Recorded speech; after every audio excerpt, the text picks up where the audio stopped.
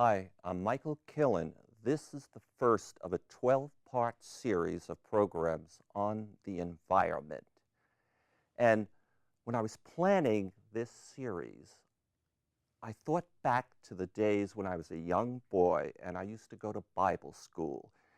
And some scripture came to mind, and it was, "For God so loved the world that he gave his only begotten Son," John 3:16. And that scripture seemed appropriate for the times we are in. And the times we are in right now is there is this phenomena called climate change. And, there's still some people in this world that do not agree that climate change is a threat to the creation.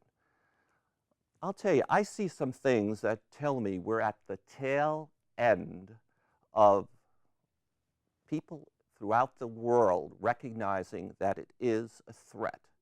And two of the things I see that help convince me that the world is accepting that it's a threat is when I take a look at the advertisements from Chevron. Chevron every day has advertisements that says they are combating climate change.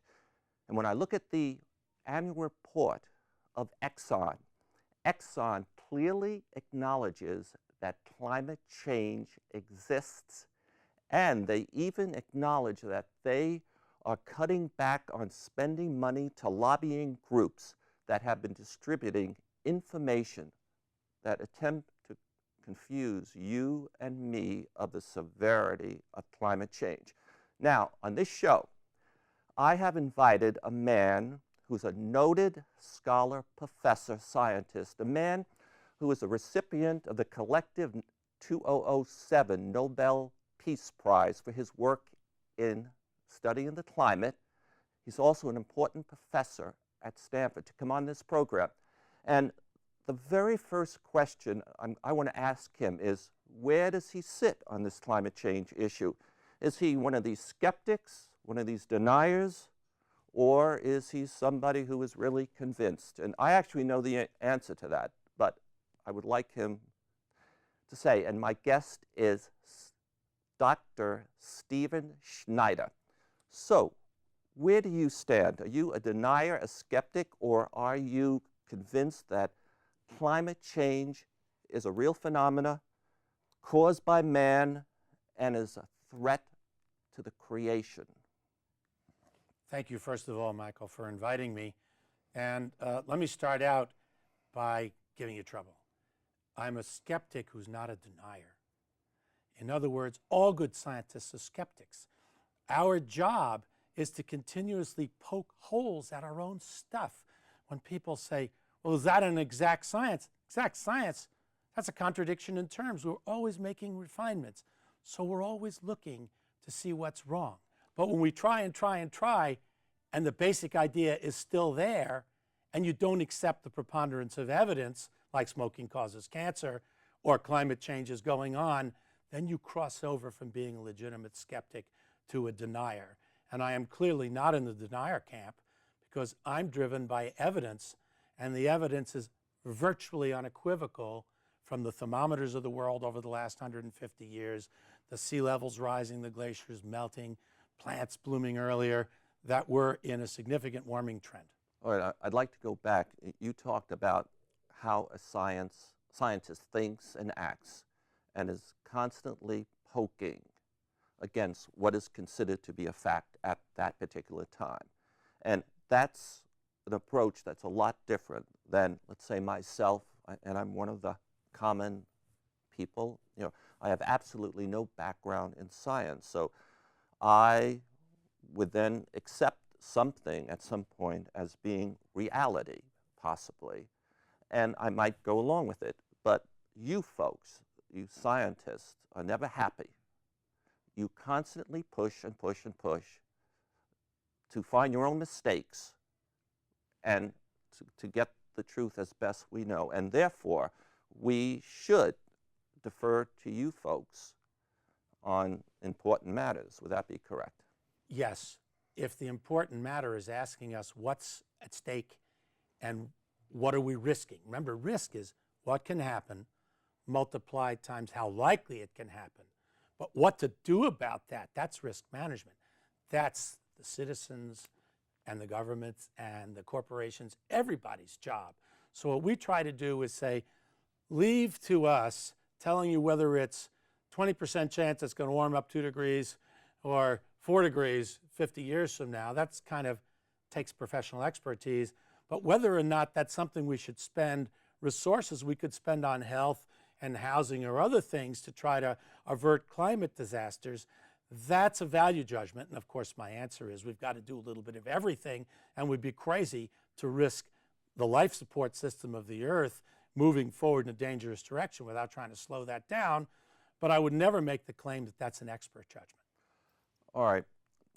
I'm with you. And a little while ago, you very quickly made statements about 3 or 4 observations that the scientific community worldwide has made that, as I interpret it, are observable truths of what is happening that substantiate what I already believe and what Exxon believes, Chevron believes, that climate change is happening.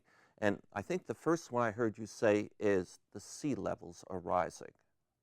And maybe before I ask you how you know that, tell me what the impact of rising seas has on me, and maybe I'm living in Durban, South Africa, or maybe in Indonesia, or off the coast of the Atlantic. Give me some idea of what's the impact. Well, right now, the sea levels rise because when you heat the oceans, they expand, right?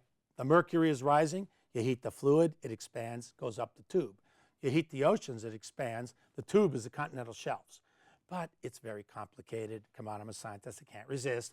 Some places are sinking naturally, some are rising. You'll find exceptions.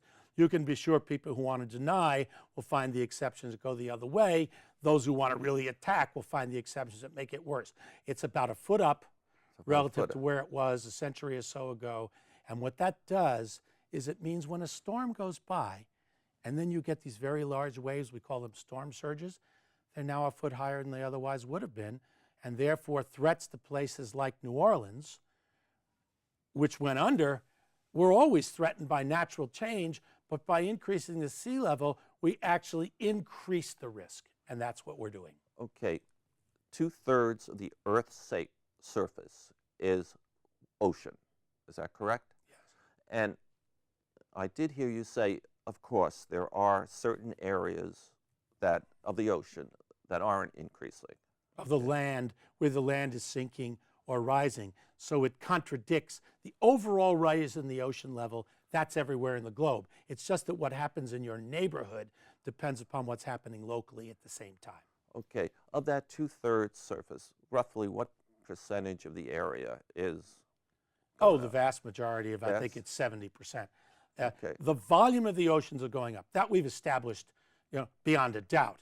The question as to exactly what happens in your neighborhood. In New Orleans, it's going up much higher because the land is sinking at the same time. In Oslo in Norway, it's hardly changed because the land is rebounding from the last ice age. Okay, so with the water going up, when a storm comes, whatever dams or whatever burns we have or other things that keep the water from coming in, or since we've built our house a certain distance, the risk is increased to damage to us. That it'll be higher and it'll go further inland. The real risk isn't the foot we've had now. It's the fact that Greenland, which has so much ice stored on it, it could raise sea levels 15 to 20 feet over a number of centuries. In fact, it even happened 125,000 years ago. Okay. And what we worry about is that the flanks of Greenland are now melting much more rapidly than any climatologist's theories. So that sends some of my colleagues into a spin.